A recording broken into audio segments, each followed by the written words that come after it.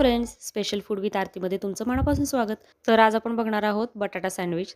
तर त्याच्यासाठी इथं मी हिरवी मिरची, कोथिंबीर, पुदिना, लसूण आणि थोडासा अद्रक घेतलेला आहे. तर हे सगळा मसाला एकत्र वाटून घ्यायचा आणि 4 बटाटे मीडियम साईजमधले उकडून घेतलेत.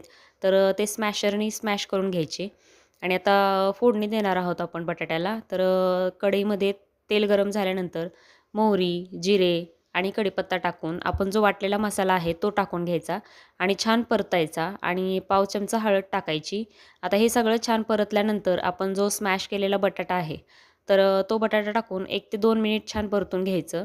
आपण व्हेजिटेबल सँडविच बरेचदा खातो, पण बटाटा सँडविच खूप छान लागतं. तर नक्की ट्राय करून बघा ही रेसिपी. तर आता बटाटा टाकून परतून घेतल्यानंतर याच्यामध्ये चवीप्रमाणे मीठ टाकून घ्यायचे. मीठ टाकून घेतल्यानंतर 2 मिनिट आपण असं परतायचं किंवा एखादा अर्धा मिनिट आपण इथं झाकून ठेवलं तर छान असा खरपूस खालून बटाटा शिजतो. तर खूप छान टेस्ट लागते तशी. त्यानंतर याच्यामध्ये पाव चमचा धने पावडर आणि पाव चमचा जिरे पावडर टाकायची आणि छान मिक्स करून 1 ते 2 मिनिट आपण परतून घ्यायचे. आता बटाटा आपला छान परतला गेला आहे. तर सँडविच करायला घेऊयात. तर त्याच्यासाठी ब्रेडला एका बाजूला पण सॉस लावून घेऊया. तर आता इथं सॉसऐवजी तुम्ही मेयोनीज वापरू शकता.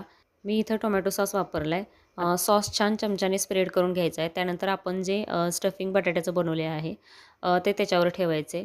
तर आता स्टफिंग ठेवल्यानंतर तुम्हाला याच्यावर चीज पण किसून तुम्ही टाकू शकताय. ते खूप छान लागतं. मोझरेला चीज असेल तर ते टाका किंवा आपलं नॉर्मल जे चीज असते ते टाका.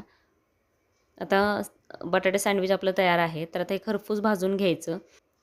मी इथं तेल वापरलं आहे. तुम्ही हवं तर बटर पण यूज करू शकता. आता दोन्ही बाजूनी खरपूस रंग येईपर्यंत भाजून घ्यायचे आणि मस्त गरम-गरम सर्व्ह करा.